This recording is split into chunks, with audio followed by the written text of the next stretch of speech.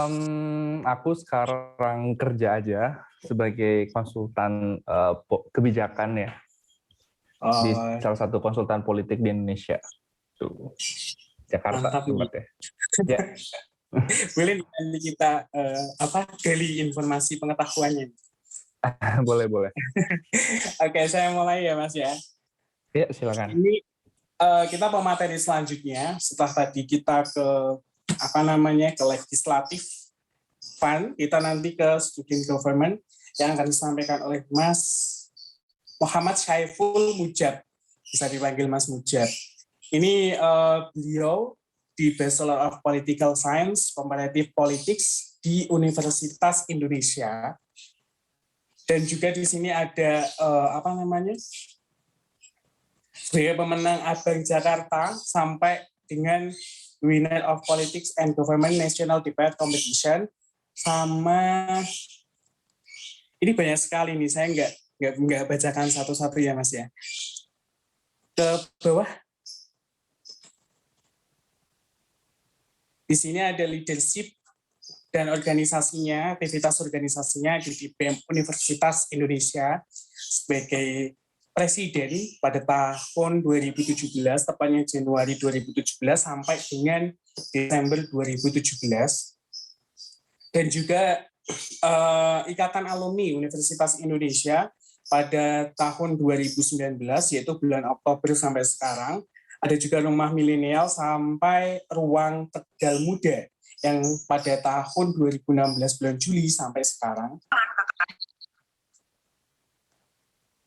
Ke bawah. Ini ada pengalaman kerjanya nih dari Mas Mujab, itu ada Patra Government Relations. Itu tahun 2020 di bulan Oktober sampai sekarang. Ada juga House of Representative of DKI Jakarta pada bulan November 2019 sampai Oktober 2020. Ada juga The Coordinating Ministry of Politics, Law and Security of Indonesia, yaitu pada bulan Maret 2018 sampai dengan Oktober 2019. Luar biasa banget ya ini Mas ya. Bisa digali lebih dalam nih nanti oleh teman-teman semuanya. Oke, materinya. Oke.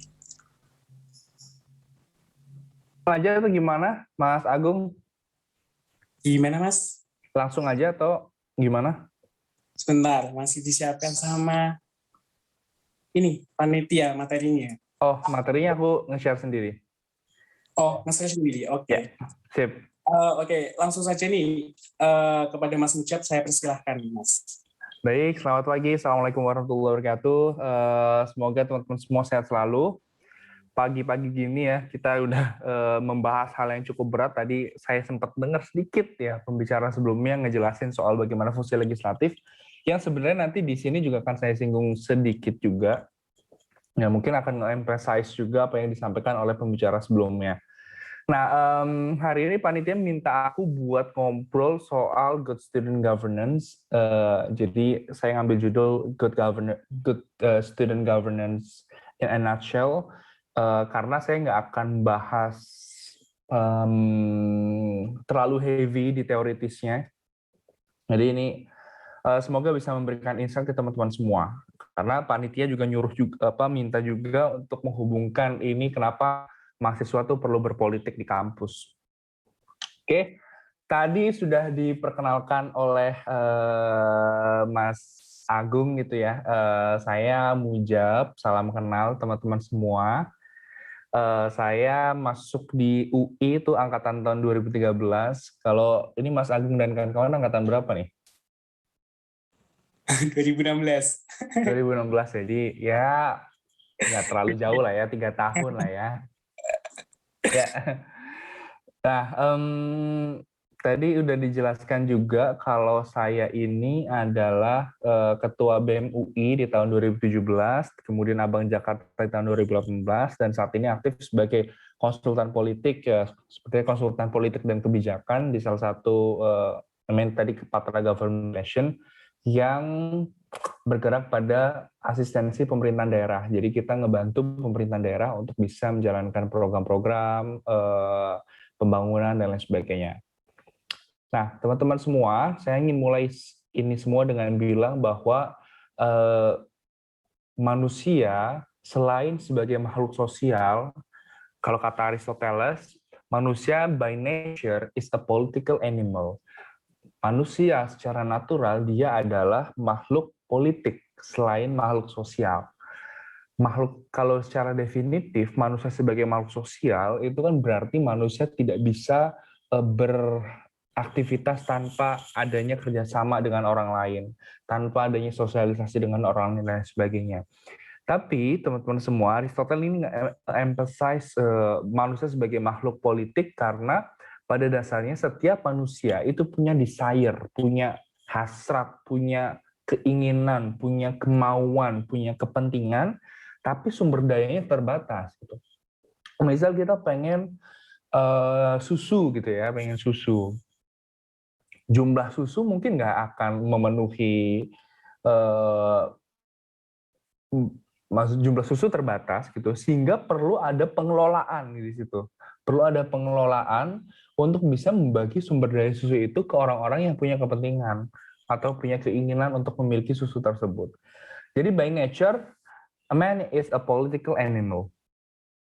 Nah, kalau secara definitif teman-teman semua, kita ngelihat apa sih itu politik ya? Politik kalau kita ngelihat sebagai arena teman-teman semua, maka kita bisa melihat politik itu sebagai seni dalam mengelola pemerintahan dan urusan publik. Ya.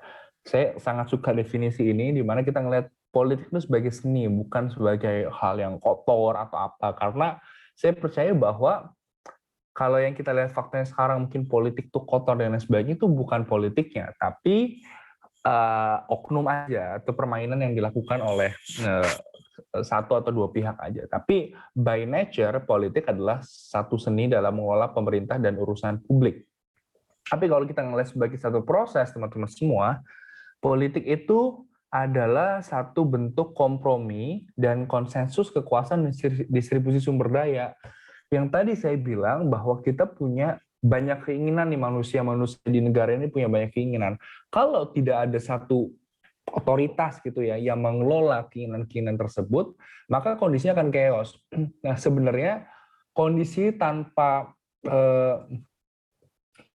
pemerintahan, tanpa orang yang berkuasa atau kondisi yang disebut sebagai anarki, itu kita pernah melihat simulasinya itu pada saat krisis ekonomi tahun 1998, di mana kalau kalian tahu ya di situ penjarahan di mana-mana, terus kemudian etnis Tionghoa ya waktu itu jadi korban kekerasan dan lain sebagainya. Itu menunjukkan bahwa by nature manusia tuh punya desire, punya kepentingan, punya keinginan, punya nafsu ya, punya hasrat dan lain sebagainya. Tapi kalau nggak ada pemerintahan, nggak ada yang ngatur gitu, nggak ada yang mendistribusikan sumber daya, maka ya kondisinya akan jadi kondisi yang chaos seperti saat itu. Karena tadi pada dasarnya manusia punya keinginan, punya kepentingan, dan lain sebagainya. Sehingga bagaimanapun dalam level, baik level pemerintah pusat, daerah, maupun bahkan pada level mahasiswa ya, pemerintahan itu masih dibutuhkan. Sebagai contoh, kalau kita bicara soal student governance ya teman-teman semua, politik dalam kampus itu sangat diperlukan untuk apa? Mengelola kepentingan mahasiswa itu sendiri. Kalau nggak ada yang lihat bahwa biaya kuliah yang terjangkau itu jadi satu kepentingan, maka nggak ada yang akan mengelola dan memperjuangkan itu. Sehingga itu pentingnya adanya student governance di kampus. Nah, ini ada salah satu series ya Korea yang sangat saya suka. Ini namanya Designated Survivor 60 Days. Ini menceritakan tentang satu orang yang dia tuh punya latar belakang sebagai akademisi, dia profesor di kampus terkenal di Korea, yang dia diangkat sebagai Menteri Lingkungan Hidup. Namun karir politiknya nggak lancar karena dia nggak ngerti gimana cara lobby politik, gimana cara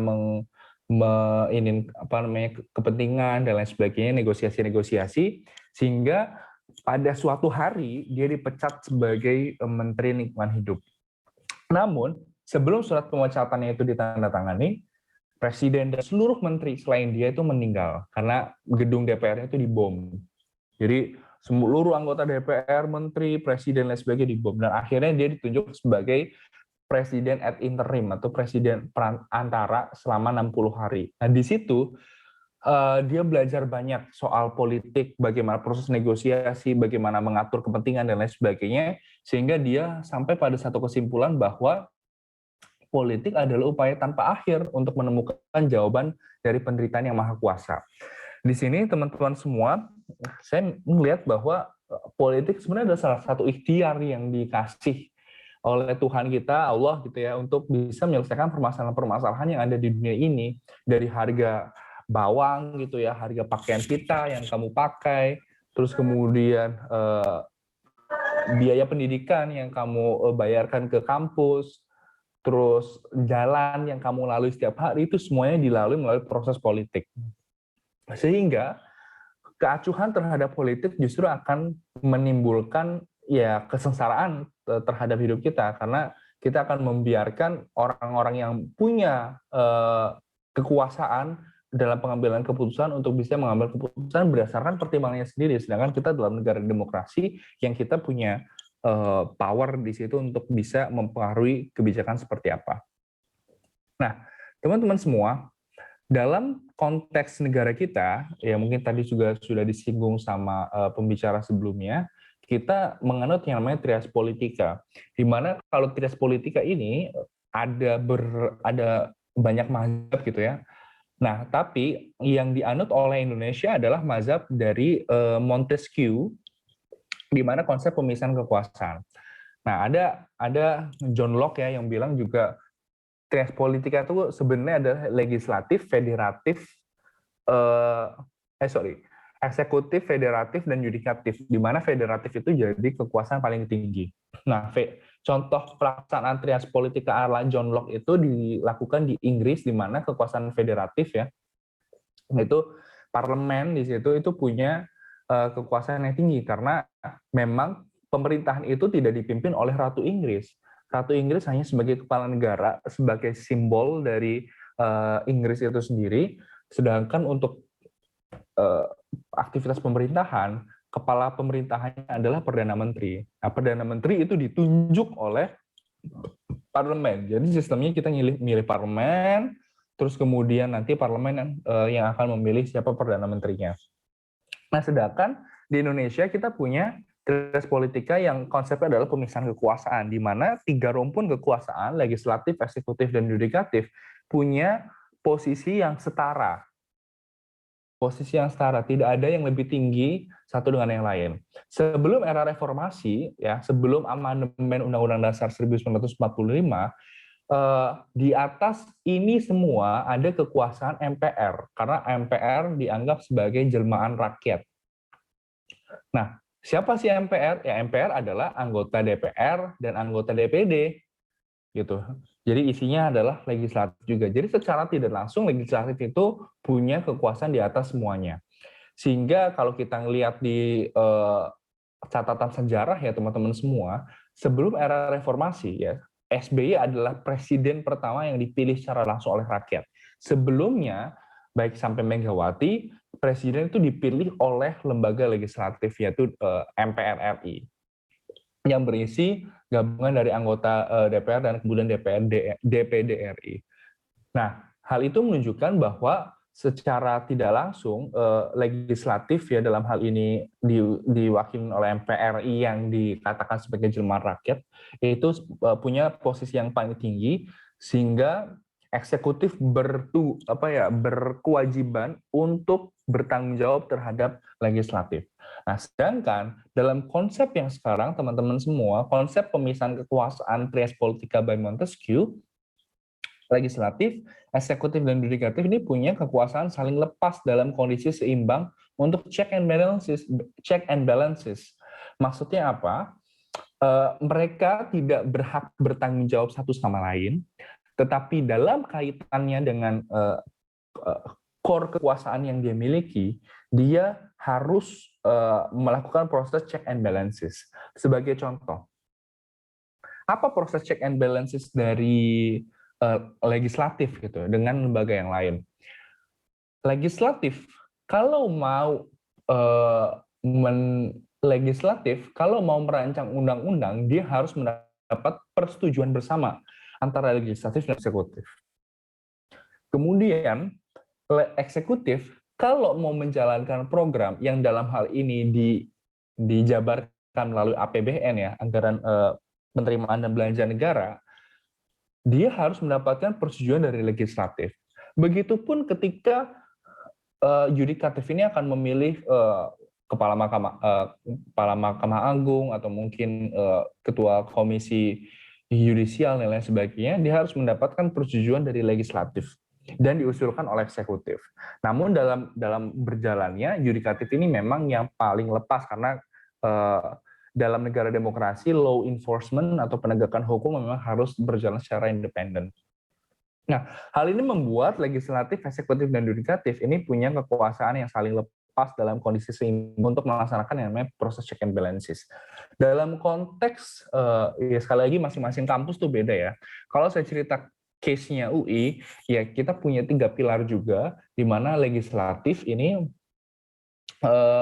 yang dianut oleh Dewan Perwakilan Mahasiswa, eksekutif oleh Badan Eksekutif Mahasiswa, dan secara yudikatif, ini adalah Mahkamah Mahasiswa yang sejauh ini memang memutus kasus-kasus sengketa terhadap bertahan atau tidak bertahannya seseorang dalam posisi tertentu. Ataupun ketika pemira gitu yang mengatur memutus masalah sengketa pelanggaran pemira. Jadi memang secara rumpun ya kita juga dalam student governance kita mengadaptasi trias politika dalam tata negara, di mana kalau dalam sekali lagi setiap kampus konteksnya bisa beda-beda, tapi kalau di UI ya kita punya kekuasaan yang saling lepas dalam kondisi seimbang. Apa yang menjadi yang dilakukan oleh tingkat pusat gitu yang di DPR, presiden dan sebagainya, kita coba adaptasi misalnya dengan ketika DPM UI atau lembaga legislatifnya itu mau merumuskan peraturan dan lain sebagainya, maka perlu ada pembahasan dan persetujuan bersama dengan eksekutif, yaitu melalui Ketua BEM Universitas Indonesia. Kemudian begitu juga setiap bulan kita perlu untuk melakukan proses rapat dengar pendapat umum ya, sebagaimana yang dilakukan oleh DPR RI ya. Dia memanggil kementerian-kementerian untuk menjelaskan satu program tertentu, satu kebijakan tertentu, atau menyelidiki tentang satu hal dan lain sebagainya. Nah, ini juga dilakukan dalam tataran student governance. Nah, teman-teman semua, mungkin tadi juga sudah dijelaskan, secara umum kan ada 3 fungsi ada dalam lembaga legislatif itu sendiri. Pertama, fungsi legislasi yang outputnya adalah memproduksi undang-undang yang aspiratif dan responsif. Jadi fungsi legislasi ini berkaitan dengan proses di mana anggota legislatif ini memproduksi produk-produk legislatif seperti undang-undang, peraturan pemerintah, atau memberikan persetujuan terhadap peraturan pemerintah, peraturan presiden, dan lain sebagainya.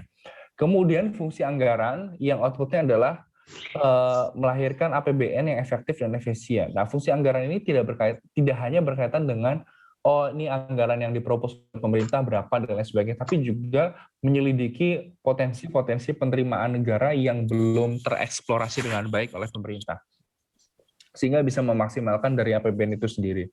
Kemudian kita bicara fungsi pengawasan, ini yang paling krusial ya dalam konteks student governance, yaitu transparansi dan akuntabilitas publik.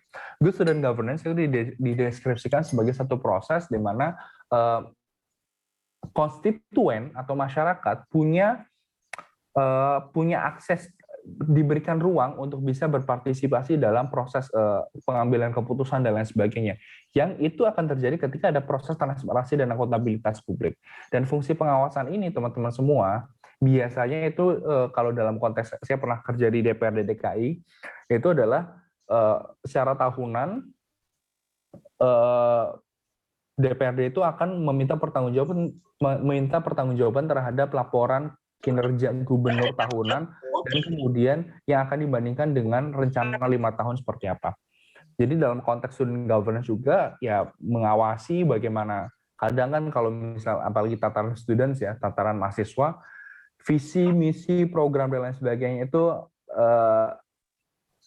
banyak yang masih jargonistik dan belum diilhami dengan baik dalam pelaksanaan programnya. Dan ini menjadi tugas dari lembaga legislatif di kampus untuk bisa apa? Untuk bisa menjaga track dari lembaga eksekutif di kampus untuk tetap menjalankan sesuai dengan visi, misi, program, dan lain sebagainya yang ditetapkan di awal kepengurusan. Nah, hak anggota legislatif ada interpelasi, angket, dan menyatakan pendapat, di mana masing-masing hak ini mereka dilindungi teman-teman semua untuk melaksanakan hak ini. Maksudnya mereka tidak bisa dikriminalisasi atau dipidana karena menggunakan hak ini.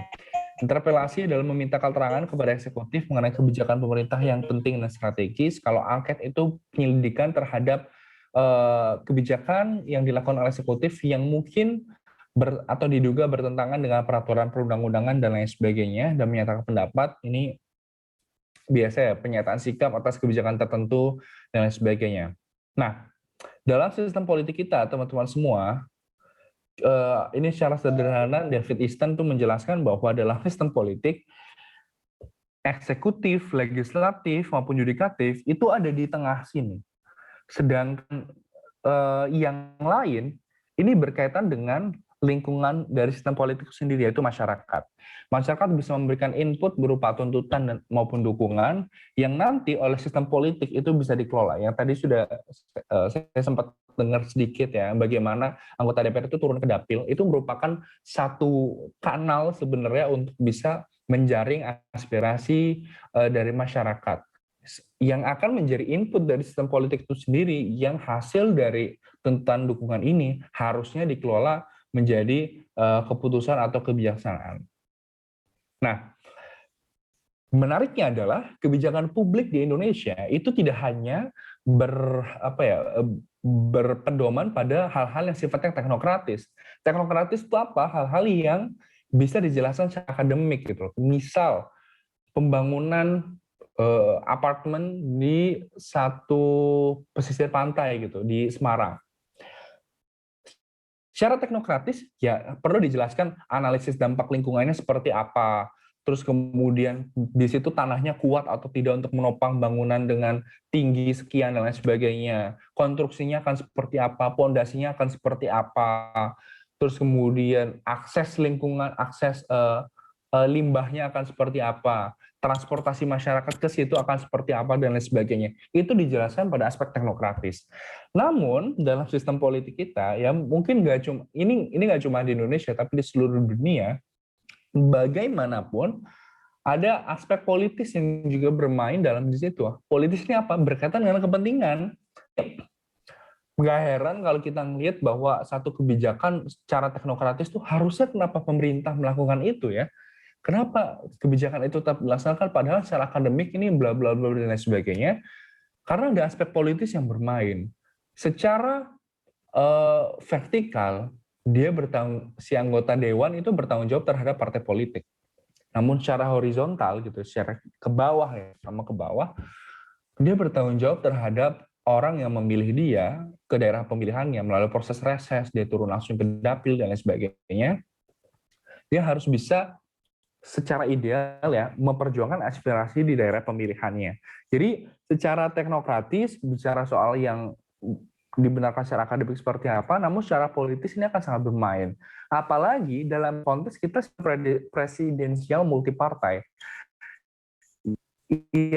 yang artinya kalau misal di negara lain, misal di Amerika Serikat, yang terkenal ada partai Republikan sama partai Demokrat, padahal sebenarnya ada partai lain, cuma memang dua itu yang paling dominan.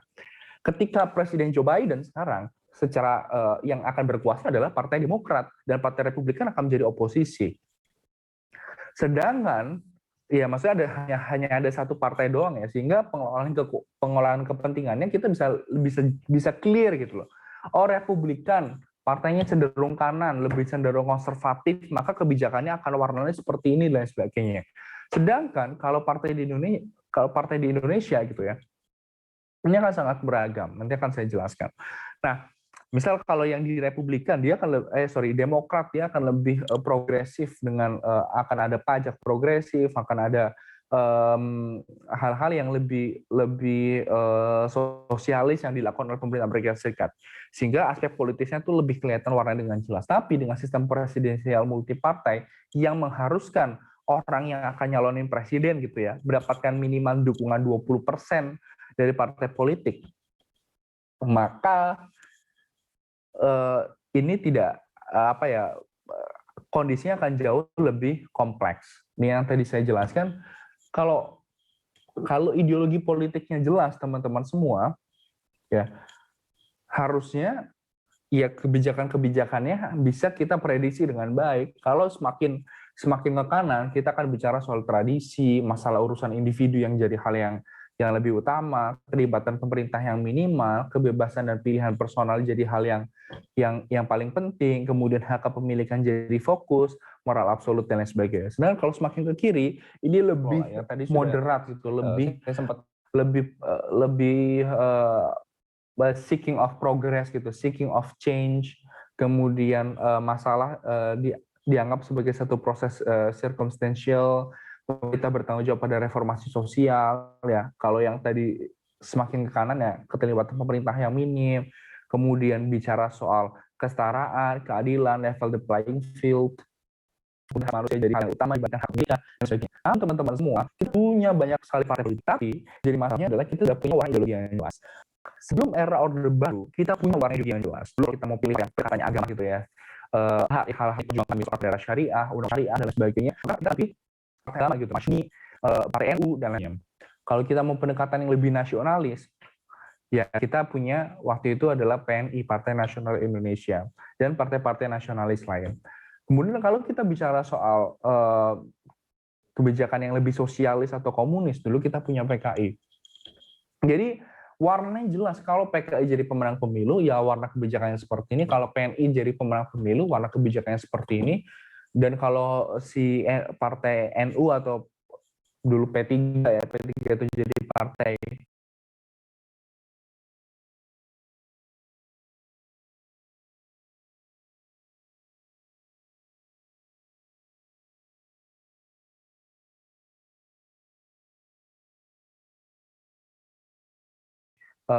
Masyumi jadi partai pemenang pemilu, ya warna kebijakannya akan seperti ini. Jadi ada satu identitas ideologi yang jelas di situ ketika satu partai itu memenangkan dan kemudian presiden yang juga memenangkan pemilu. Namun sejak era Orde Baru ya ada ketakutan soal ideologi, ya ada peristiwa G30S yang pembantaian PKI dan lain sebagainya, yang akhirnya menjadikan Pancasila itu sebagai ideologi tunggal. Padahal founding fathers kita menjelaskan bahwa Pancasila ini sebagai ideologi terbuka, artinya penafsiran dari Pancasila ini akan tergantung pada konteks dan keberjalanan zaman yang sedang dihadapi. Namun, oleh pemerintahan Orde Baru dan bahkan sampai sekarang ya Pancasila sebagai ideologi yang tertutup, artinya kita nggak bisa undebatable, kita nggak bisa debat Pancasila itu sendiri. Sehingga seluruh partai politik harus punya identitas atau mengilhami Pancasila sebagai ideologi. Hal ini ngebuat kita nggak punya pilihan yang jelas antara satu partai dengan partai politik lain. Baik PDIP, Demokrat, bahkan PKS, dia akan klaim diri sebagai partai yang nasionalis. Jadi warna kebijakannya nggak akan terlihat secara jelas. Dan ini jadi problem dalam sistem politik kita. Nah, balik ke topik utama teman-teman semua soal good governance, ini ada beberapa prinsip yang memang dilaksanakan oleh good governance. Ini terma yang atau ini bahkan menjadi agenda dunia ya untuk bisa mewujudkan tata kelola pemerintahan yang baik. Pertama kita bicara soal rule of law, di mana dalam good governance atau tata kelola pemerintahan yang baik, hukum ini menjadi panglima paling utama ya. Semua perlu diatur, semua perlu ada aturannya. Kemudian demokrasi ini bicara soal bagaimana ada ruang partisipasi dari konstituen. Artinya pemerintahan ini, negara ini tidak berjalan sendiri, negara ini butuh partisipasi dari masyarakat dalam pengambilan keputusan. Kemudian business friendly, artinya keterlibatan pihak-pihak di luar pemerintah, ya secara pentahelix, swasta, akademisi dan lain sebagainya, itu perlu didorong dan ada ruangnya. Kemudian transparansi. Kalau mau mendorong partisipasi, kalau mau mendorong keterlibatan masyarakat secara luas, maka pemerintah itu sendiri perlu untuk transparan. Transparan seperti apa? Yang membuka informasi yang memang perlu diketahui oleh publik gitu. Informasi seperti misal anggaran. Kenapa itu perlu diketahui oleh publik? Karena apa? Karena kita bayar pajak, duit kita yang dikelola di situ. Sehingga itu jadi satu aspek yang perlu untuk ditransparasikan. Hal apa yang tidak perlu ditransparasikan ya? Artinya transparansi kan bukan serta-merta telanjang gitu ya. Semua dibuka, enggak. Misalnya hal-hal yang berkaitan dengan rahasia negara atau dengan fungsi-fungsi intelijen. Ya kalau semuanya dibuka, ya enggak, kita nggak punya apa-apa untuk ditutupi. Bisa saja itu akan menimbulkan perang gitu karena rahasia negara kita banyak terbongkar dan lain sebagainya. Jadi transparansi ini adalah satu hal yang dilakukan untuk bisa kita sebagai warga negara mengetahui informasi-informasi saja yang berhubungan dengan kita. Gitu. Soal kebijakan yang menyangkut kita, terus kemudian soal tadi anggaran, pajak yang kita kasih itu outputnya seperti apa dan lain sebagainya. Kemudian diversifikasi. Ya dalam good governance ini nggak baik ketika satu kelompok ini mendominasi. Perlu adanya diversifikasi di situ. Kemudian inovasi, terus bergerak menyesuaikan dengan zaman, tolerance ya. Apalagi dalam konteks negara bineka seperti kita, yang latar belakang agamanya banyak, kemudian sukunya banyak dan lain sebagainya, toleransi ini perlu didukung, dan future generation. Artinya kaderisasi dalam satu organisasi ini perlu untuk jadi satu poin utama. Nah, kemudian teman-teman semua, lebih disederhanakan lagi, good governance, bagaimana kita memiliki tata kelola dengan baik, ini akan bergantung pada 3 hal. Pertama soal leadership, yang kedua soal akuntabilitas, yang ketiga soal manajemen. Nah, manajemen ini berkaitan dengan bagaimana kita mengelola organisasi ini. Misalnya organisasi ini punya panduan yang baik atau tidak, dalam hal ini kita punya visi, misi, program, atau idealisme yang baik atau tidak. Jadi manajemen ini berkaitan dengan situ. Terus kemudian proses pengambilan keputusan seperti apa, proses penentuan kebijakan seperti apa, proses pertanggungjawaban kebijakan seperti apa, ini akan berkaitan dengan manajemen. Semakin baik proses manajemennya, maka dia akan bisa mencapai good governance. Tentu indikator dari tata kelola manajemen yang baik dari satu organisasi ini akan sangat fleksibel bergantung pada konteks organisasinya itu sendiri. Kemudian kita bicara soal accountability, di mana accountability ini adalah bagaimana si organisasi ini bisa mempertanggungjawabkan apa yang dia lakukan. Dalam konteks check and balances yang dilakukan oleh lembaga legislatif ke eksekutif, lembaga eksekutif ke legislatif, maka accountability ini bisa dilakukan dalam proses rapat dengar pendapat, kemudian pengesahan program, kemudian pertanggungjawaban anggaran dan lain sebagainya. Pada intinya akuntabilitas ini mendorong si organisasi ini supaya apa? Si organisasi supaya bisa mempertanggungjawabkan apa yang dilakukan. Kemudian kita bicara soal leadership. Nah, leadership ini apa? Leadership, teman-teman semua, ini adalah berbicara soal bagaimana si orang dalam organisasi ini, si pemimpin ya, top manajemen ini punya kemampuan leadership yang baik. Kemampuan leadership yang baik ini bukan cuma soal ini pemimpin ini bisa ngomong atau tidak, orasinya bagus atau tidak, bukan seperti itu. Tapi bagaimana bisa mengelola manajerial dan kemudian akuntabilitas organisasi ini dengan baik sesuai dengan visi, misi, program dan lain sebagainya. Jadi ada satu patokan jelas yang dimiliki, yaitu visi, misi, program dan lain sebagainya. Nah, saya akan lebih detail lagi teman-teman semua. Kita akan bicara soal leadership. Leadership 5.0 ini satu aliran leadership yang sekarang memang lagi digencangkan, yang ini ada 4 aspek penting. Pertama, penguasaan konteks, penyelarasan kompetensi, karakter membangun, dan penciptaan koneksi. Pertama, teman-teman semua, leadership 5.0 ini perlu untuk mendorong si orang yang memimpin atau top manajemen dalam organisasi ini untuk punya penguasaan konteks yang baik. Yang kita punya ada 3 faktor, yaitu faktor lingkungan, faktor internal organisasi, faktor individu. Dalam faktor lingkungan, seorang yang punya leadership 5.0 yang baik perlu untuk memperhatikan konteks-konteks yang ada, seperti penguasaan publik, perubahan-perubahan apa saja yang terjadi, dan konteks sosial yang sedang dihadapi. Dalam konteks student governance nih teman-teman semua, ya kita perlu untuk menyikapi sebenarnya ekspektasi dari konstituen kita, orang-orang yang tidak tergabung dalam organisasi, kita tuh seperti apa. Kemudian perubahan-perubahan yang terjadi seperti apa. Minat mahasiswa terhadap organisasi itu seperti apa. Minat mahasiswa terhadap pelayanan organisasi itu seperti apa yang mahasiswa butuhkan, dan lain sebagainya. Kemudian faktor internal organisasi, ini berkaitan dengan satu elemen penting, yaitu soal visi, misi, target organisasi, nilai, budaya, paradigma kerja, dan model mental, yang ini menjadi pegangan dari satu organisasi untuk bisa bergerak maju ke depan. Dan penguasaan konteks selanjutnya adalah faktor individu, di mana kita ngelihat orang-orang yang bekerja dalam satu organisasi, kita perlu melakukan pemetaan dari segi pengetahuan dan keahlian tim untuk bisa mendistribusikan kerja dengan baik. Siapa yang bekerja buat apa, terus kemudian dia punya keahlian apa, dan lain sebagainya.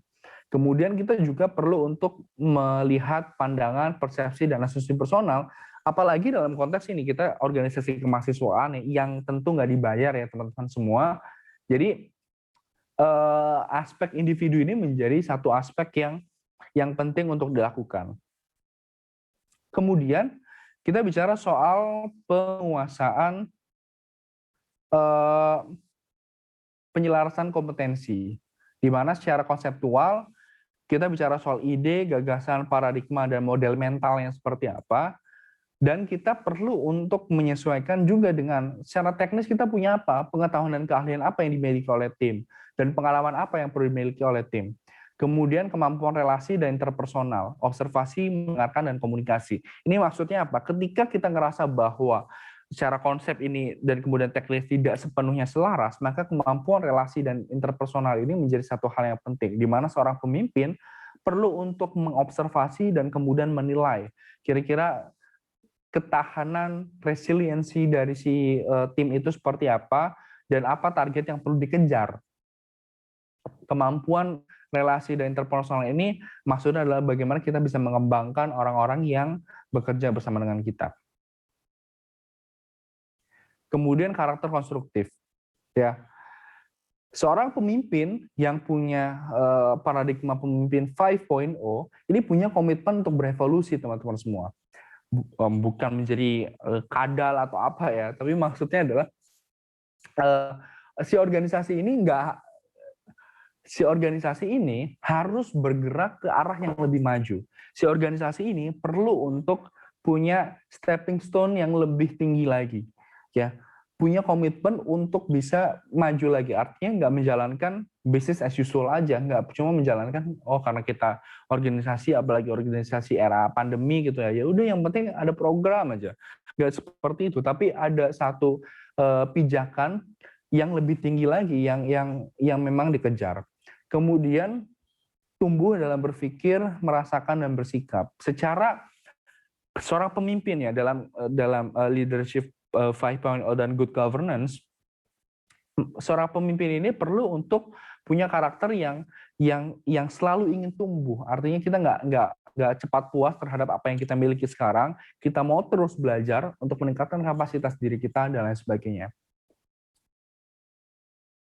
Kemudian penciptaan koneksi. Ini John Kotter pernah menjelaskan tentang Leadership is about setting a directions. It's about creating a vision, empowering and inspiring people to want to achieve the vision and enabling them to do so with energy and speed through an effective strategy. And its most basic sense, leadership is about mobilizing a group of people to jump into better future. Maksudnya apa? Leadership koneksi itu bukan hal menghubungkan orang dengan orang lain, tapi bagaimana kita menciptakan koneksi antara visi, misi, program kita, ide besar dari organisasi ini, arahan kita tuh seperti apa ke orang yang bekerja dengan kita, supaya nyambung gitu, supaya visi misi itu nggak cuma dimiliki oleh si ketua doang, tapi juga menjadi satu hal yang diilhami bersama. Seperti yang tadi disampaikan oleh Kotter, ya leadership is about setting a directions, ya penciptaan koneksi yang perlu dilakukan di sini. Nah, ini 7 belief of behavior of growth leader. Ini riset yang dilakukan oleh McKinsey yang semuanya sebenarnya berkaitan dengan 3 hal. Pertama, bagaimana si pemimpin itu bisa meluangkan dirinya secara total terhadap organisasinya. Kemudian yang kedua, bagaimana si pemimpin itu berani membawa organisasinya untuk mengambil resiko yang besar. Dan yang ketiga, bagaimana si seorang pemimpin itu bisa memberikan ruang bagi orang-orang di dalam organisasi itu untuk bisa berkembang. Ya, bicara kalau yang pertama secara total ya, dia all in, dia willing to fail, dia meskipun sebagai seorang pemimpin dia nggak takut untuk mengambil resiko, dia mau untuk gagal. Terus kemudian yang kedua, bicara soal tadi memberikan ruang bagi yang lain. Sebagai pemimpin dia nggak ngambil semuanya, dia mengambil resiko untuk bisa ngasih tanggung jawab ke orang yang dia pimpin. Dan lain sebagainya. Ini 7 belief behavior of growth leader yang menjadi satu faktor penting ya, karena leadership ini, top management ini yang akan menentukan bagaimana good governance ini akan berjalan. Selanjutnya, ini yang secara khusus akan saya bicarakan adalah bagaimana si good governance ini yang jadi problem sebenarnya dalam organisasi kemahasiswaan adalah proses kaderisasi. Karena waktu kita sangat terbatas, kita cuma akan mengurus setahun doang, kemudian akan dilanjutkan oleh penerus kita, dan banyak kejadian di mana kita ngerasa bahwa penerus kita tidak melaksanakan tugasnya sebagaimana kita ekspektasikan. Dan ini akan sangat berkaitan dengan bagaimana sih kita melakukan proses kaderisasi. Kaderisasi ya, kita ada dua proses ya, formal ataupun proses yang informal, di mana secara formal yang melalui program-program gitu, kayak program kaderisasi, webinars, kemudian inspirational talk show dan lain sebagainya. Kalau secara informal, ini yang menurut saya paling penting adalah bagaimana proses mentorship one by one gitu. Kalau lo ngerasa bahwa dia akan jadi pemimpin organisasi di masa depan, maka lo harus ngasih ruang bagi diri lo untuk bisa nge-mentorin dia supaya dia punya pemahaman, penurunan nilai yang sama dan lain sebagainya. Karena kaderisasi ini punya peran penting sebagaimana tertulis di PowerPoint ini, pewarisan nilai, penjaminan keberlangsungan organisasi, ini sarana belajar bagi anggota juga, di mana kita akan membentuk dan mengembangkan si anggota itu sendiri dan mengevaluasi mekanisme kontrol dari organisasi. Nah, bicara soal kaderisasi, apakah penting kaderisasi itu sendiri? Penting karena berdasarkan hierarchy of Maslow, ya soal kebutuhan manusia, teman-teman semua, ada tingkatannya. Yang paling tinggi adalah self-actualization, ya. Paling rendah adalah kebutuhan psikologikal seperti makanan, minuman, dan lain sebagainya. Kemudian kebutuhan keamanan, perlindungan terhadap bahaya, dan lain sebagainya. Kepemilikan, ini soal kepemilikan terhadap common goods. Kemudian self-esteem and reputation berkaitan dengan harga diri kita. Sama yang paling atas, yang paling pengen dimiliki oleh seluruh orang adalah self-actualization, di mana self-actualization ini dalam konteks organisasi kemahasiswaan ini nggak cuma akan terjadi ketika satu orang itu menjalankan satu tugas, bukan cuma ketika kita menjalankan tugas organisasi doang, tapi juga ada kondisi khusus yang dilakukan melalui proses kaderisasi. Kalau kita menjalankan proses kaderisasi, self actualization ini akan dilaksanakan dengan baik. Nah, ini ada bentuk kaderisasi pasif dan aktif. Kalau pasif ya learning to know, kita cuma misal kalian ikut program ini gitu ya.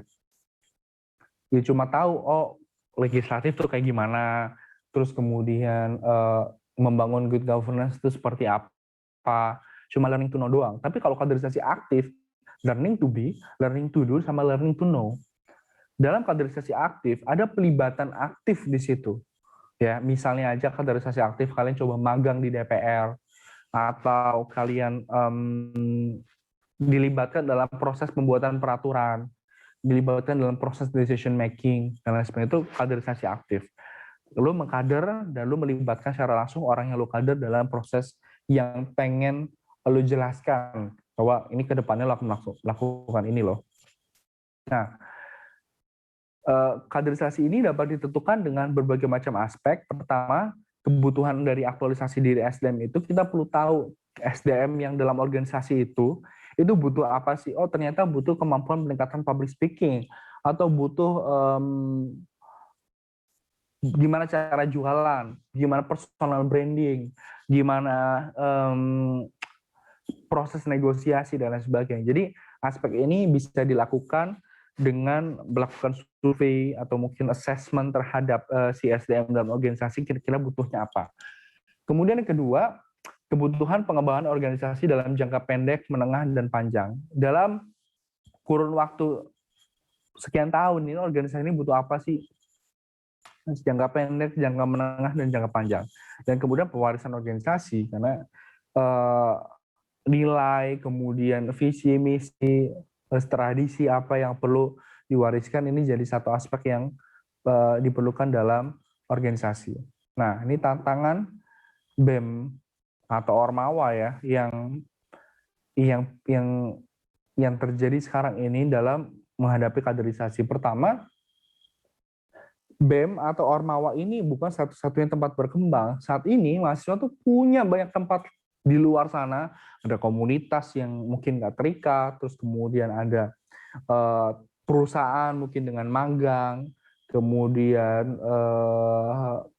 banyak hal lah yang di luar sana.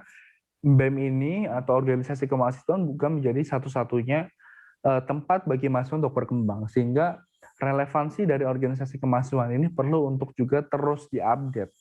Kemudian tuntutan akademik dan struktur akademik. Dulu kalau kamu tanya nih, misal orang tua kamu kuliah, mereka tuh rata-rata kuliah, 4 tahun tuh udah hebat banget. Ada yang kuliah 6 tahun, 7 tahun, bahkan ada yang kuliah 10 tahun. Karena struktur akademiknya belum semengikat sekarang. Kalau sekarang kan maksimal kuliah, misal kalau di UI itu 6 tahun. Nggak IPK harus segini supaya nggak DO dan lain sebagainya. Sehingga organisasi ini pada akhirnya perlu untuk menyesuaikan masa jabatannya cuma setahun, terus kemudian kegiatan-kegiatan organisasi juga perlu menyesuaikan aktivitas akademik, sehingga batasan-batasan tersebut ya tentu akan membuat aktivitas organisasi kita tidak seseluasa pada zaman dulu. Kemudian karakter generasi. Sekarang nih generasi yang kalian hadapi ada generasi Z, generasi yang tumbuh bersama dengan teknologi, yang pengen instan, kemudian yang pengen lebih dihargai, mencari self actualization, self esteemnya tinggi dan lain sebagainya. Itu perlu untuk disikapin lebih lanjut untuk menjalankan kira-kira pola organisasi seperti apa sih yang perlu dijalankan. Kemudian relevansi BEM yang tadi saya bilang. Nah, apakah BEM ini relevan untuk kehidupan mahasiswa dalam hal ini memberikan pelayanan ya? Misal kalau mahasiswa itu untuk bisa advokasi fasilitas kampus tuh bisa langsung ke dekanat, maka BEM itu yang nggak akan ada relevansinya di situ. Kalau misal pemira mahasiswa itu bukan jadi satu hal yang penting buat mereka, ya relevansinya akan rendah gitu di situ. Jadi kalau saya bilang nih, relevansi BEM yang paling atau organisasi kemahasiswaan yang paling penting adalah mahasiswa nih dalam membayar biaya kuliahnya, itu pasti ada aspek kegiatan kemahasiswaan. Entah 30% atau 50% dari UKT yang dikasih itu ada kegiatan kemahasiswaan. Dan kegiatan kemahasiswaan itu pengelolanya adalah organisasi kemahasiswaan. Jadi relevansi BEM untuk mahasiswa adalah gue udah bayar lu nih sebenarnya secara nggak langsung untuk mengelola duit kemahasiswaan itu untuk supaya gue bisa nerima apa sih kegiatan kemahasiswaan di sini. Sehingga akuntabilitas organisasi kemahasiswaan itu menjadi satu hal yang penting karena tadi ada sesuatu yang dikontribusikan oleh mahasiswa lainnya selain aspirasi ya, yaitu uang kuliah mereka sendiri yang sekian persen dari uang kuliah itu harus dikelola menjadi kegiatan kemahasiswaan. Dan oleh karena itu, teman-teman semua yang sekarang mengelola kegiatan kemahasiswaan ini punya tanggung jawab moral untuk bisa akuntabel ke mahasiswa yang lain. Itu. Nah, bagian terakhir teman-teman semua dari presentasi saya, ini akan berkaitan dengan bagaimana politik ini jadi satu aspek yang penting dalam organisasi kemahasiswaan, dalam kita sebagai mahasiswa secara individu, dan lain sebagainya. Bertolt Brecht menyatakan bahwa buta politik ini adalah buta yang terburuk, teman-teman semua. Tadi saya sudah sampaikan bahwa segala aspek dalam kehidupan kita ini dipengaruhi oleh keputusan-keputusan politik. Sehingga ketika kita abai terhadap keputusan politik gitu ya, kita ngerasa bahwa enggak kok politik nggak relevan dalam hidup kita. Kita yang nggak tahu bahwa biaya hidup, ya harga-harga komoditas, obat, tepung, makanan, semua bergantung pada keputusan politik, kita akan jadi orang yang bodoh gitu.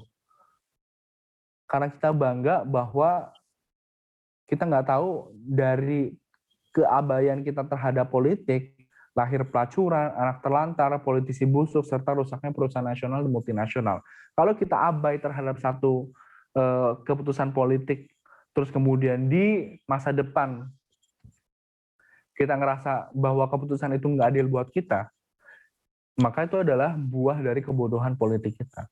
Sehingga apa yang ingin saya sampaikan ke teman-teman semua, dalam posisi kalian sebagai mahasiswa, kalian punya privilege untuk bisa bersikap politik dengan idealisme kalian.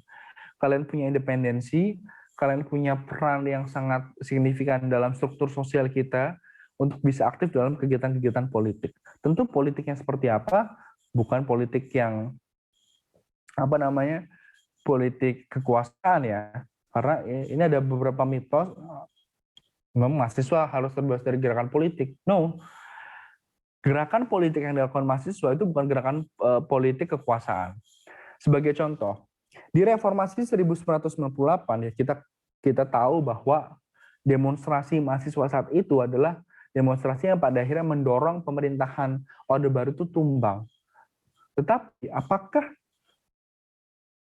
pemimpin dari gerakan mahasiswa itu yang akhirnya menggantikan Soeharto untuk jadi presiden? No. Yang menggantikan orang lain gitu. Gus Dur, Habibie saat itu.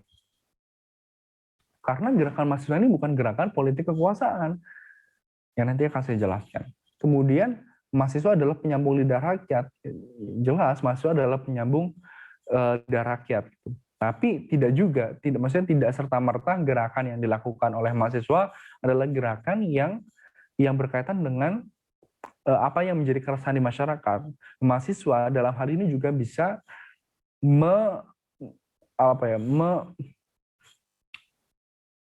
memberikan edukasi kepada masyarakat tentang isu yang menjadi isu yang penting, apa yang perlu untuk masyarakat sikapi dan lain sebagainya.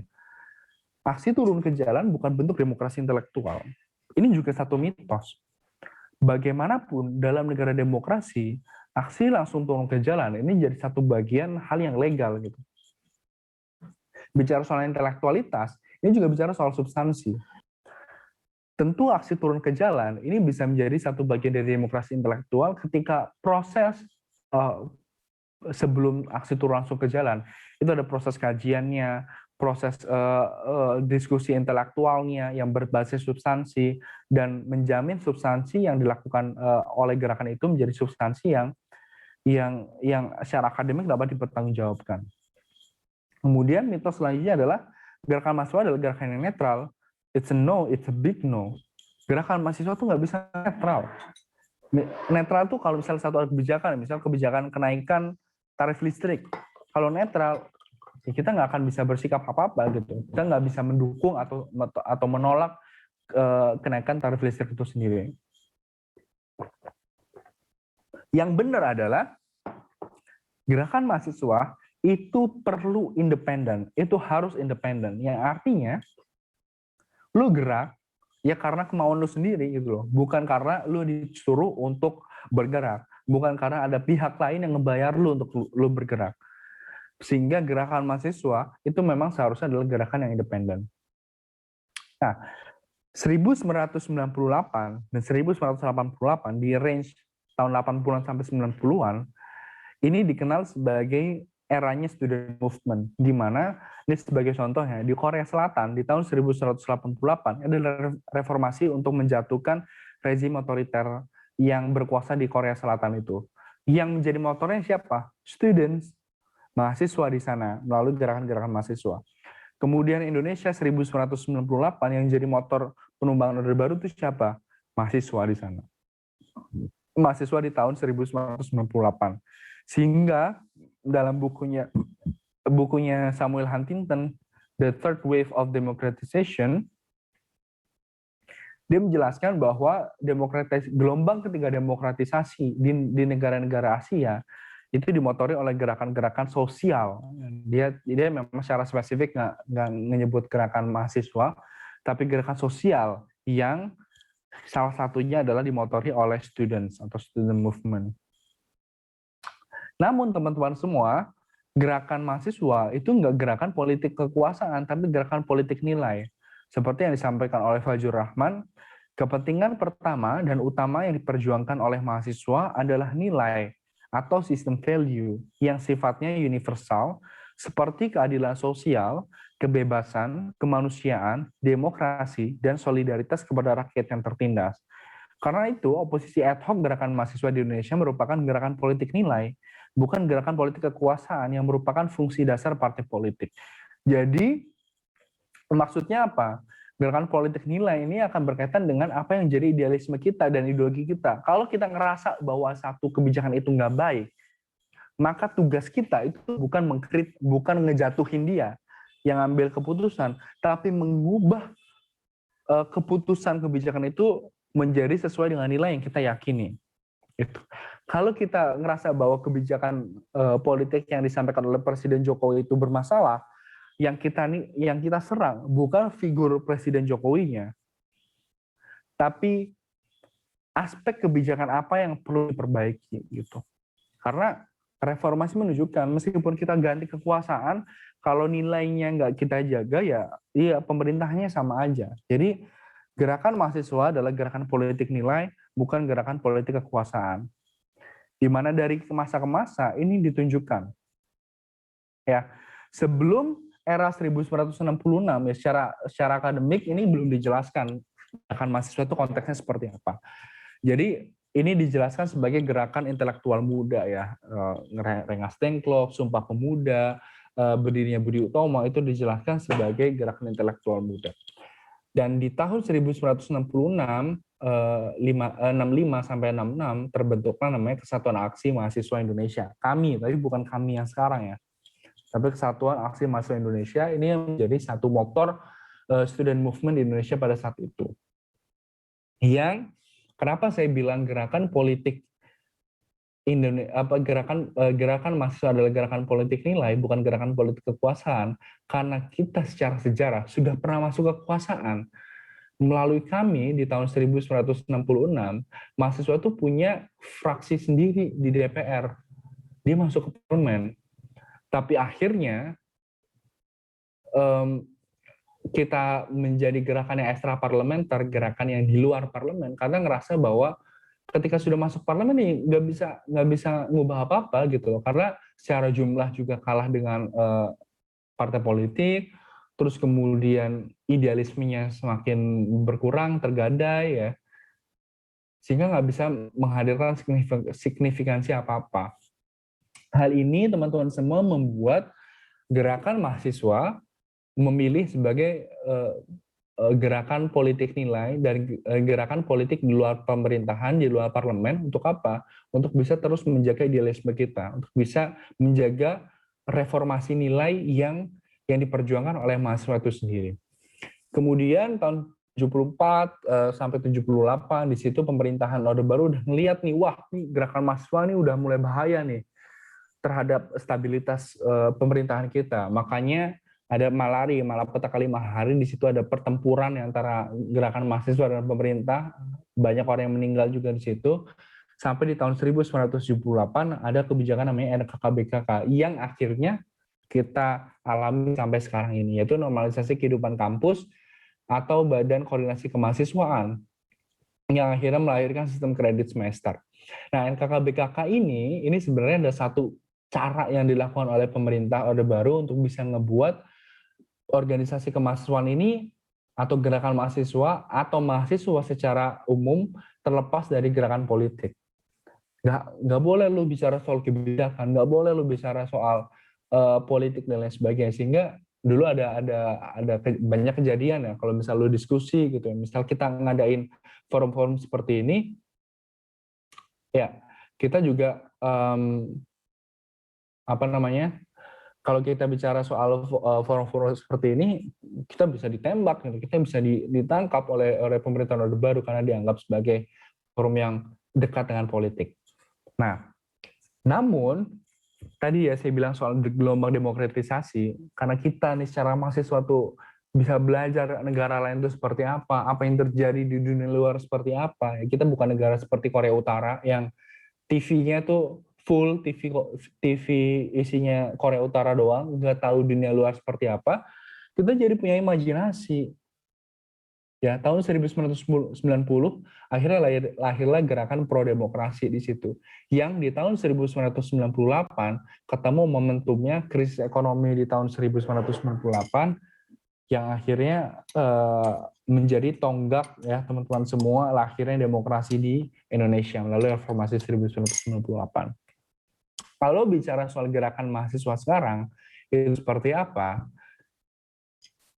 Ya tetap eksis, tetap ada gitu. Bahkan di negara-negara Asia lain ya, ini seperti Sunflower Movement di Hong Kong dan kemudian Umbrella Movement di Taiwan, ini juga dimotori oleh student, oleh mahasiswa di situ. Namun yang menjadi catatan penting nih, ini gerakan mahasiswa di tahun 2019 ya, yang sangat viral, yang dikabarkan sebagai gerakan mahasiswa terbesar setelah era reformasi.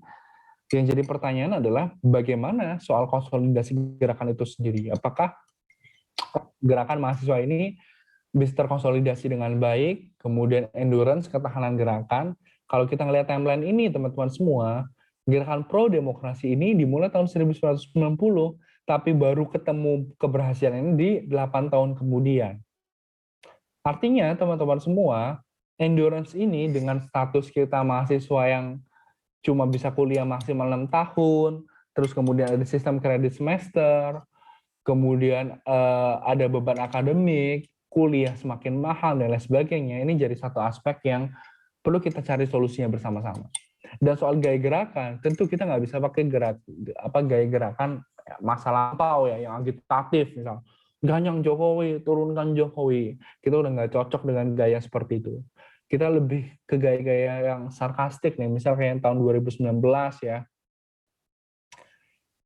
seperti hak rakyat kok didiskon, kemudian wewenang KPK dan lain sebagainya. Jadi hal ini juga perlu jadi satu diskursus kita bersama teman-teman semua tentang gerakan mahasiswa saat ini itu seperti apa dan kedepannya apa yang perlu ditingkatkan.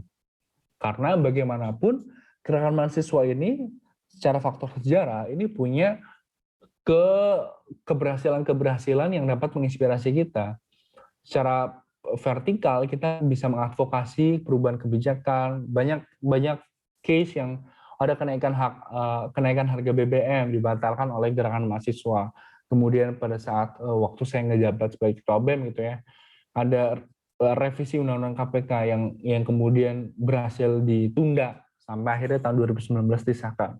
Jadi kita sebenarnya punya ruang untuk bisa mempengaruhi kebijakan dan tentunya mengubah kebijakan itu sendiri. Gitu. Jadi takeaways apa yang perlu kita ambil dari sesi ini teman-teman semua dalam kerangka good student governance.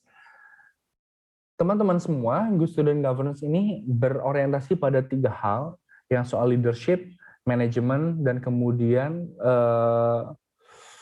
tadi soal apa saya lupa deh. Leadership, manajemen, dan accountability. Ini berkaitan dengan bagaimana organisasi itu berjalan. Yang ingin saya sampaikan ke teman-teman semua, proses check and balances antar organisasi di pilar eksekutif, legislatif, maupun yudikatif di kampus itu perlu berjalan dengan baik. Dan konteks organisasi di sini itu bukan cuma gini, kalau kita bicara soal pemerintahan pusat, teman-teman semua, mereka bisa bergerak secara independen karena mereka adalah kekuasaan tertinggi. Sedangkan dalam konteks student governance, kita masih ada pihak-pihak lain seperti dekanat atau mungkin rektorat atau pemerintah pusat yang kebijakan dari kita akan sangat berpengaruh pada bagaimana mereka punya kebijakan. Sehingga proses check and balances ini perlu dilaksanakan secara fleksibel, perlu juga saling menguatkan satu sama lain. Dalam hal ini kita perlu yakin bahwa student governance di sini antara legislatif maupun eksekutif maupun yudikatif itu bukan jadi kekuasaan yang saling menyerang satu sama lain, tapi justru saling menguatkan satu sama lain supaya menjalankan fungsi mahasiswa sebagai pelayan dari mahasiswa itu sendiri dan juga sebagai motor dari gerakan mahasiswa itu sendiri untuk bisa menguatkan peran dan fungsi mahasiswa dalam konteks kehidupan kampus dan juga konteks perpolitikan nasional. Semoga materi yang saya sampaikan ini bisa memberikan insight kepada teman-teman semua bagaimana membangun good student governance. Teman-teman semua, saya cuma pengen bilang gini, bahwa apa yang kalian jalani hari ini adalah satu bentuk investasi teman-teman semua terhadap diri kalian. Karena Muhammad Nasir juga sudah pernah menyampaikan bahwa di mana-mana tidak ada sekolah pemimpin, nggak ada ijazah pemimpin. Pemimpin itu nggak bisa dicetak, nggak bisa di SK-kan, sebab pemimpin itu tumbuh di lapangan. Setelah berinteraksi dengan tantangan di masyarakat, bila seseorang memang berbakat sebagai seorang pemimpin dan mendapatkan tantangan, ia akan menggunakan seluruh kemampuan dan ilmu yang dikuasainya untuk menghadapi tantangan tersebut. Hal ini menunjukkan teman-teman semua bahwa kalian yang ikut organisasi ini sebenarnya punya privilege untuk bisa melatih diri kalian sebagai seorang pemimpin di masa mendatang. Jadi, jalanilah hal ini secara serius, temukan relevansi organisasi kemahasiswaan di konteks kemahasiswaan yang sekarang, dan jalanilah organisasi kalian dengan baik, dengan mencoba mewujudkan good student governance. Thank you very much. Kita lanjut di sesi tanya, jawab, dan diskusi. Kembali ke moderator. Terima kasih Mas Mujab. Sungguh luar biasa, sangat luar biasa ini Mas, materi yang disampaikan. Tadi ada yang politik sebagai arena dan juga sebagai proses, ada juga tadi prinsip dari student government, ada rule of law, ada demokrasi, tolerance, innovation, ada juga tadi disampaikan leadership 5.0, ada juga kaderisasi yang pasif sama aktif, di mana pasif tadi learning to know, sama aktif tadi ada 3 ya, learning to be, to do, and then to know. Oke, saya langsung saja ya Mas ya, saya buka pertanyaan. Silakan teman-teman kalau ada yang mau ditanyakan sama Mas Mujab. Ini sangat luar biasa ya materinya. Harus benar-benar supaya nggak ngantuk nih ya Mas ya. Ada dari teman-teman?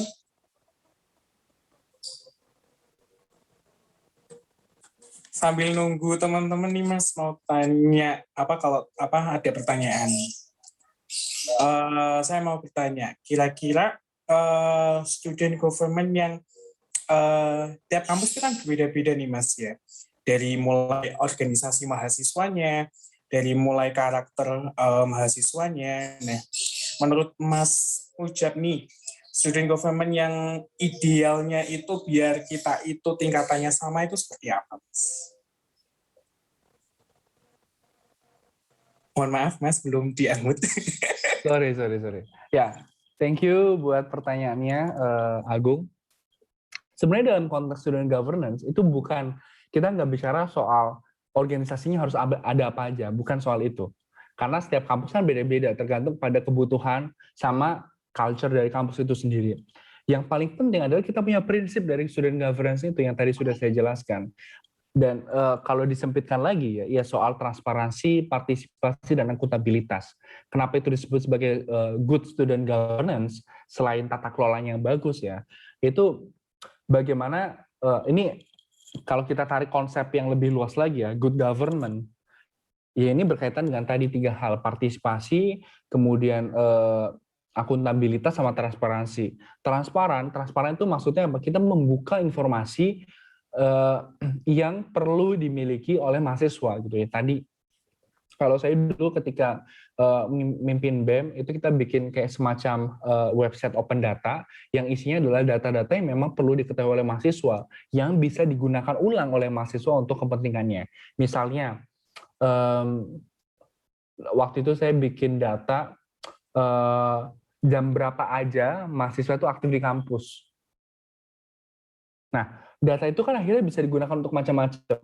Untuk kita organisasi, untuk bisa tahu kapan nih kita perlu bikin event buat mahasiswa.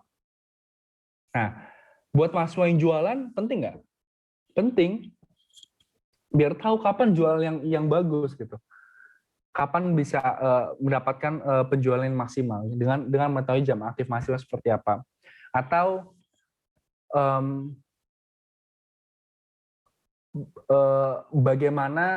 berapa pengeluaran mahasiswa setiap bulannya dan bagaimana itu berpengaruh terhadap kehidupannya dia. Itu data kita kumpulkan supaya kita bisa tahu kalau misal kita mau bikin acara gitu, bikin program, kira-kira HTM-nya perlu berapa, terus kemudian mahasiswa itu willing untuk ngabisin duit itu berapa.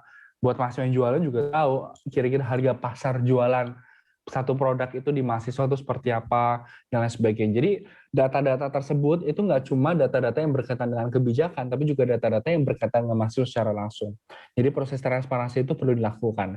Kemudian akuntabilitas yang tadi saya bilang, akuntabilitas bahwa satu organisasi itu perlu menjadi organisasi yang akuntabel, artinya bisa bertanggung jawab terhadap apa yang dia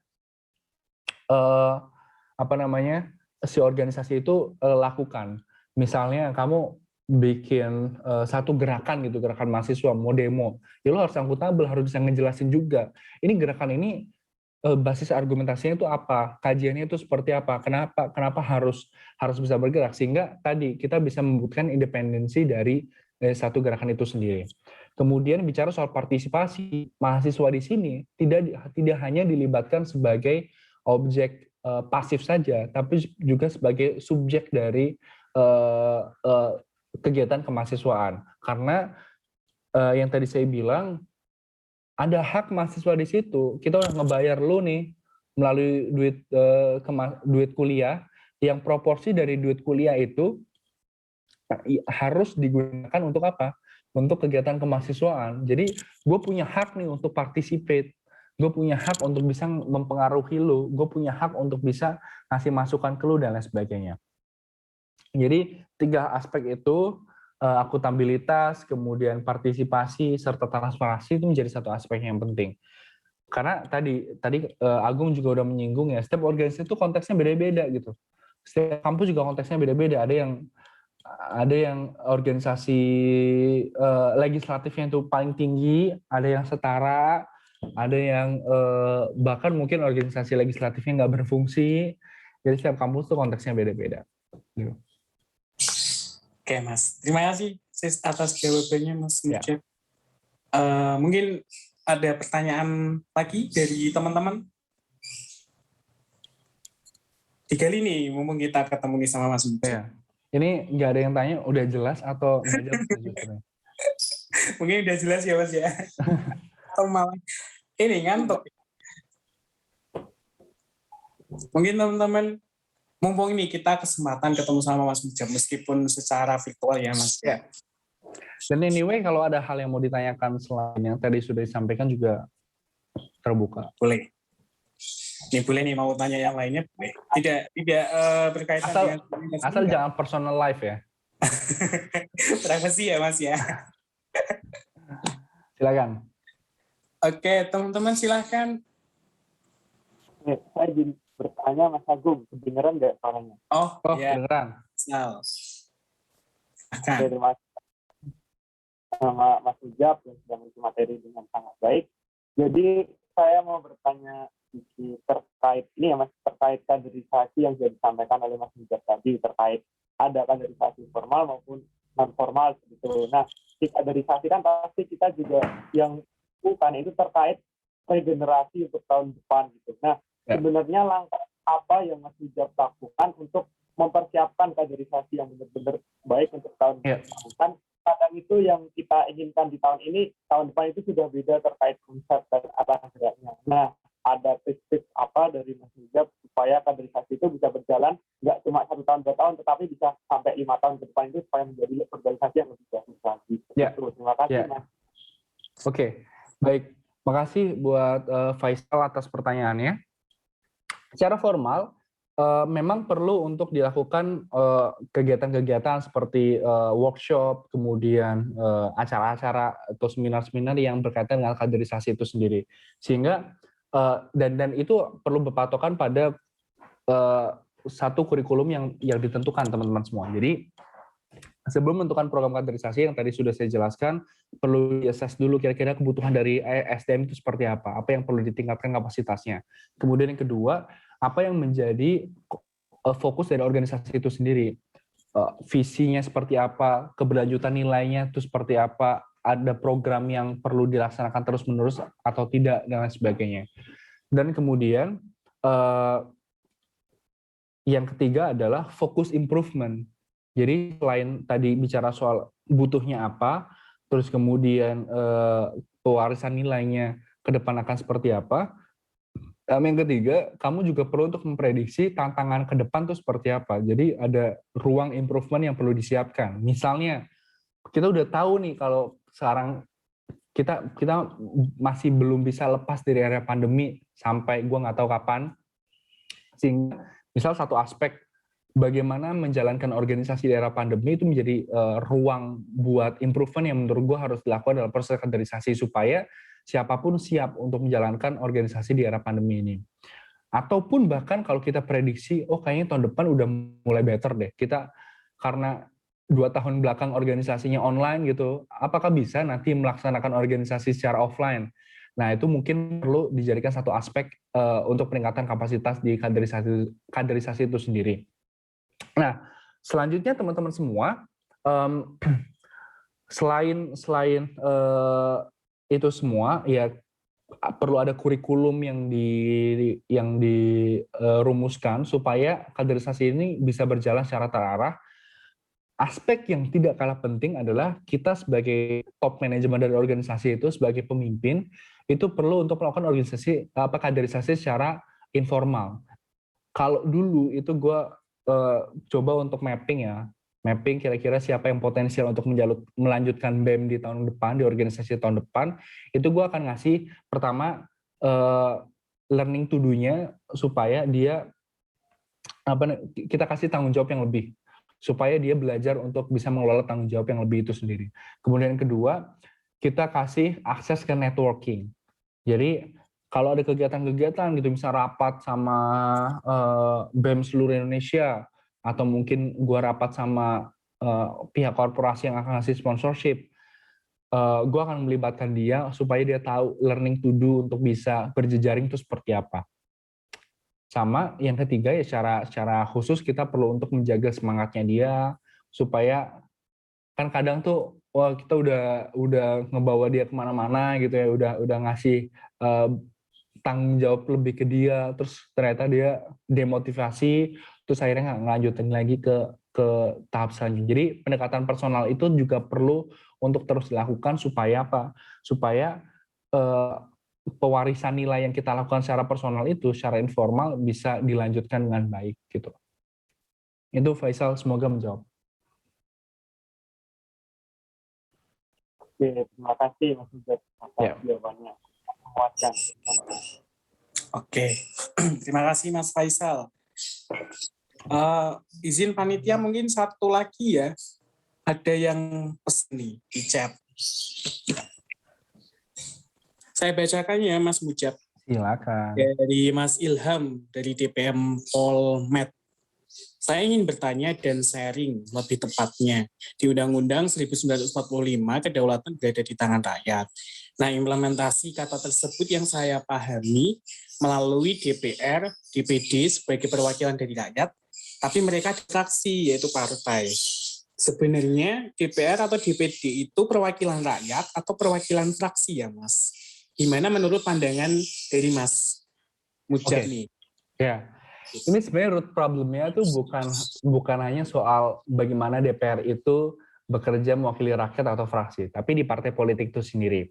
Di mana kita ngelihat bahwa partai politik itu cuma hadir ya saat pemilu doang, menjelang pemilu baru turun ke masyarakat, menjelang pilkada baru turun ke masyarakat. Padahal secara ideal teman-teman semua fungsi partai politik itu banyak ya, selain memenangkan pemilu gitu, selain mengikuti pemilu, fungsi partai politik adalah agregasi kepentingan gitu, agregasi aspirasi. Jadi harusnya partai politik itu bisa menjadi kanal bagi masyarakat atau rakyat secara umum gitu, untuk bisa memberikan masukan, untuk bisa menyampaikan tuntutan maupun dukungan terhadap sistem politik itu sendiri. Sehingga sistem perwakilan rakyat ini tidak akan bisa berjalan dengan secara ideal ketika fungsi partai politik ini tidak berjalan dengan baik gitu. Jadi yang jadi problem kan itu gini teman-teman semua. Ketika mungkin tadi juga pembicara sebelumnya Adit ya udah mungkin pernah nyinggung juga bagaimana kebijakan ini ada dilema gitu. Di satu sisi si anggota DPR itu perlu mewakili fraksi, tapi di satu sisi dia juga mewakili dapil, daerah pemilihan, mewakili masyarakat yang memilih dia pada saat pemilu. Namun seringnya adalah kebijakan fraksi ini menjadi satu hal yang penting, maksudnya satu hal yang lebih diutamakan dibandingkan aspirasi dari daerah pemilihan itu sendiri. Nah, hal ini bisa diperbaiki dengan memperbaiki fungsi dari partai politik itu sendiri. Tapi kan masalahnya partai politik kita kan seperti itu gitu ya. Terus kemudian dia tidak bisa menjadi kanal aspirasi yang baik buat masyarakat. Nah, solusi yang sebenarnya sedang digodok sekarang ini adalah bagaimana meningkatkan dana partai politik. Tunggu dulu, bukan berarti memperkaya partai politik ya, tapi bagaimana dana partai politik ini pada akhirnya seharusnya bisa mendorong fungsi dari partai politik ini bukan cuma buat nyari proyek doang ketika dia kepilih gitu di DPR gitu, tapi juga mengembalikan hitoh dari partai politik ini untuk bisa menjaring aspirasi di masyarakat, menjadi kanal partisipasi dari masyarakat itu sendiri, dan masyarakat juga perlu paham fungsi dari partai politik itu sendiri. Karena partai politik yang nggak pernah turun ke masyarakat, bisa jadi masyarakatnya juga nggak paham bahwa salah satu fungsi dari partai politik adalah menjadi kanal aspirasi mereka, yang akhirnya terrepresentasikan di kebijakan fraksi, kemudian si anggota dewan juga bisa bergerak melalui kebijakan fraksi maupun kebijakan dapil. Jadi menurut gue, root cause dari permasalahan demokrasi perwakilan ini adalah lemahnya fungsi partai politik itu sendiri sih. Gitu. Yang solusinya bagaimana? Ya salah satu yang lagi digodok adalah peningkatan dana partai politik, dan juga masyarakat perlu aware bahwa partai politik ini sendiri itu punya peran yang sangat penting dalam kehidupan demokrasi kita. Gitu. Oke, Mas Ilham, gimana, ada tanggapan apa gimana? Ini ada suara burung-burung ya. Oke, terima kasih Mas. Berarti saya cukupkan ya. Oke, terima kasih Mas Mujab atas ilmu yang telah diberikan kepada kami. Sebelumnya panitia untuk foto dulu. Minta waktunya sebentar Mas Mujab untuk kita foto bersama. Para peserta untuk open cam sebentar. Kita foto dulu.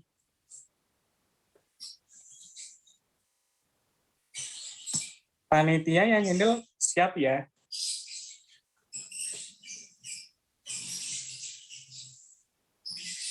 Kalau sudah difoto, bilang ya. Atau kita mau mempersiapkan foto nih, biar senyum. Mulai ya dari slide yang pertama. Oke. 1, 2, 3.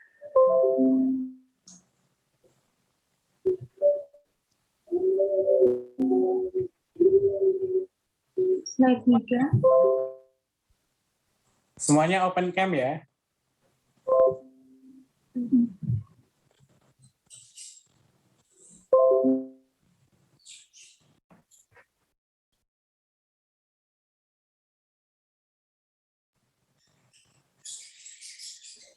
Mas Agung sudah, Mas.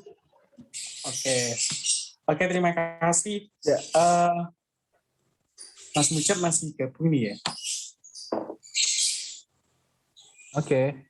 Thank you Terima kasih ya teman-teman Mas semua. Mujab atas waktunya. Ya, sama-sama. Terima Mohon maaf kasih. ya kita meskipun secara virtual seperti ini ya Mas ya. Ya, ya. Oke, teman-teman semua, sampai jumpa di kesempatan lainnya ya. Dah. Oke, terima kasih Mas. Sehat selalu. Yuk.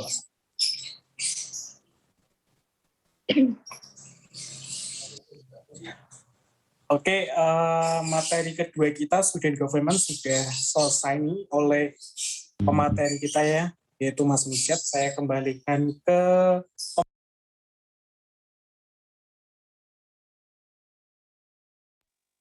Oke, Mas Agung. Gimana, Mas? Untuk 2 pemateri ini, cukup menguras ini ya, menguras otak Biasa. juga ya, Mas ya. Soalnya berat-berat Iya. pembahasannya. Gimana untuk teman-teman, Nggak apa-apa. apa masih semangat? Gimana teman-teman, apakah masih semangat? Oh ini, Masih nih.